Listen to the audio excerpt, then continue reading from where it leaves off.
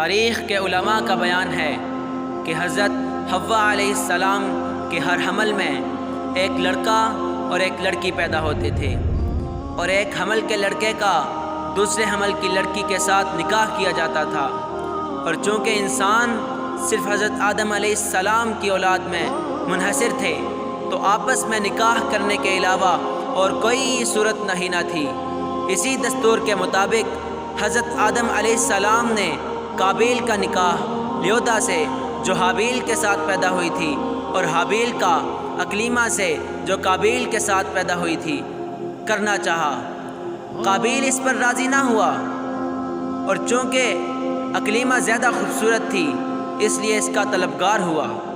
حضرت آدم علیہ السلام نے فرمایا، کیونکہ وہ تیرے ساتھ پیدا ہوئی ہے لہٰذا وہ تیری بہن ہے، اس کے ساتھ تیرا نکاح حلال نہیں۔ قابیل کہنے لگا، یہ تو آپ علیہ السلام کی رائے ہے، اللہ تعالیٰ نے یہ حکم نہیں دیا۔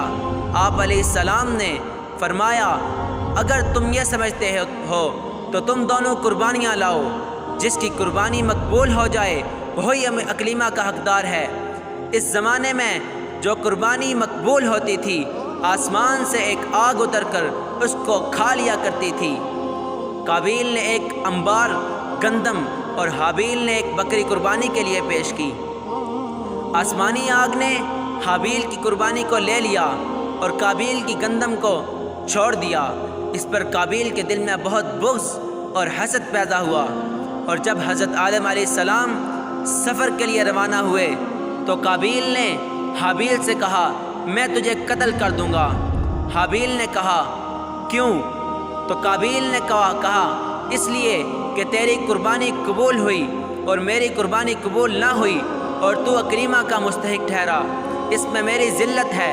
حابیل نے جواب دیا، اللہ تعالیٰ صرف ڈرنے والوں کی قربانی کو قبول فرماتا ہے۔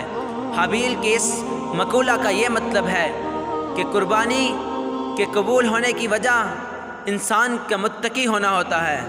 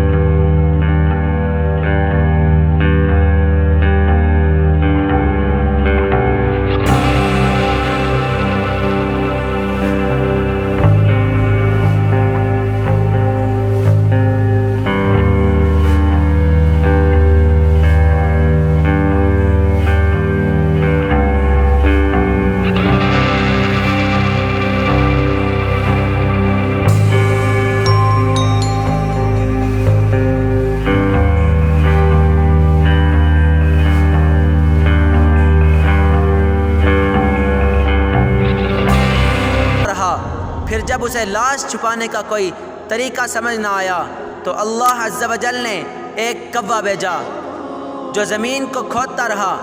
چنانچہ یوں ہوا کہ دو کوے آپس میں لڑے، ان میں سے ایک نے دوسرے کو مار ڈالا۔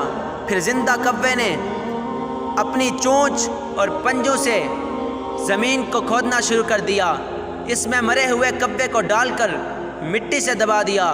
یہ دیکھ کر قابیل کو معلوم ہوا کہ مردے کی لاش کو دفن کرنا چاہیے، چنانچہ اس نے زمین کھود کر دفن کر دیا۔